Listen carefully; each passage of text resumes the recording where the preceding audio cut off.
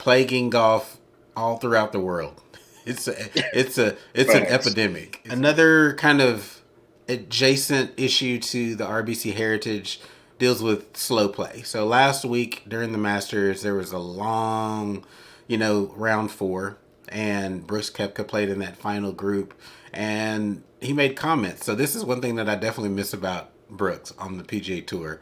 He is not afraid to say what is on his mind and call people out directly by name.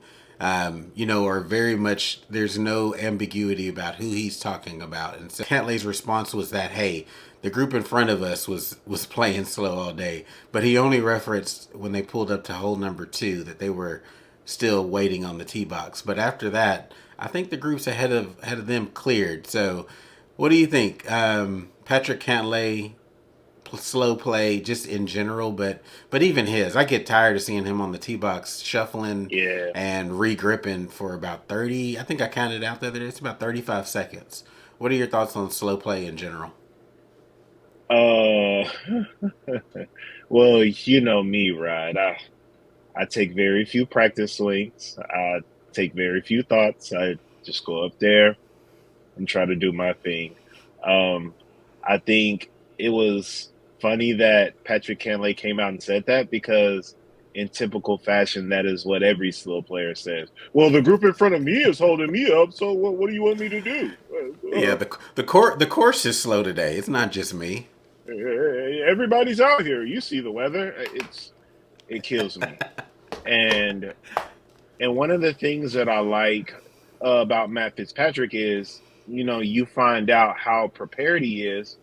But even on the round, you see him. He's doing his pre-shot routine while the other players are playing quietly, politely, with the same etiquette you would expect out of a tour pro.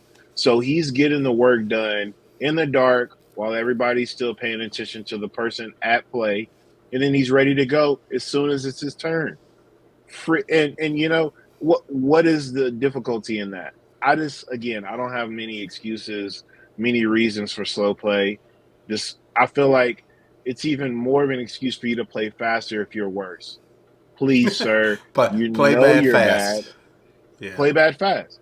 And if you're good, you can take a little bit extra time because your shots count a little bit more. But still, even then, you've done it for such a long time and you have such a routine. You should be full on in that routine, and it shouldn't take you long to play at all either if you're a better player. I mean, you Yeah. think about all the stories, the random tour pro stories. Yeah, me and Tiger, we played 36 in 4 hours because they know how to play golf. And they know how easy it is when you get in a rhythm. You're not holding anybody up and everything like that. I think it's a very easy solution, Ron. Yeah, and I don't know why he does the foot shuffling. I know it's probably to get his balance and feeling like the weight under his feet, but then there's Right, also the gripping and looking. I get it. It just seems like there's a way to cut down on that routine somehow, some way.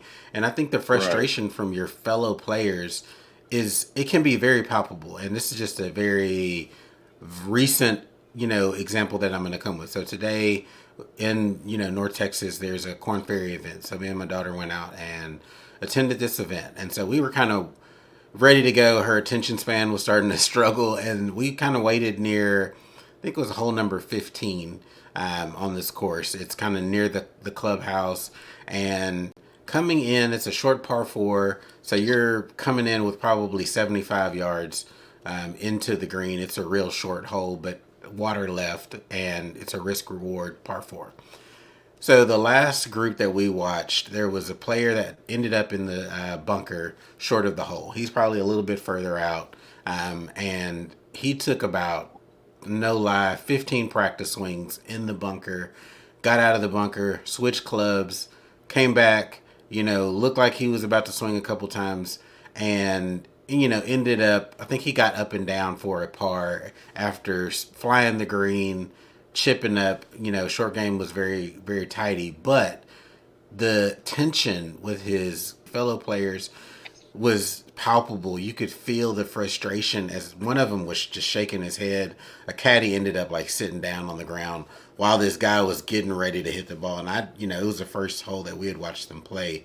And I would have been Disgusting. interested to follow them a little bit further. But like I said, my little girl wanted to go home. We had spent about 4 hours out there. And I could tell like this wasn't just a single whole situation. They were all frustrated, Hmm. by that. But, we've seen this for years. There's not going to be much adjustment from the tour.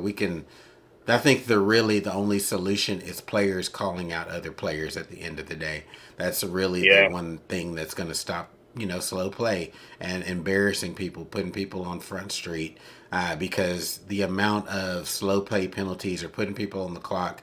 I can't even say the last time I've heard that someone was put on the clock and it being someone of note on TV.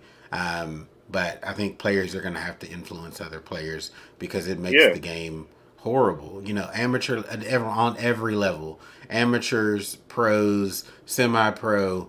We all hate. Most of us hate playing with the slow player. You and I just get up there, minimal, routine, get comfortable. Like you said, like Matt Fitzpatrick, get your pre-work done, pick your club out, figure all the math out before you get over there. It's that simple. I, yeah, it's very very simple. So slow play, plaguing golf all throughout the world. It's an Facts. epidemic. It's an epidemic.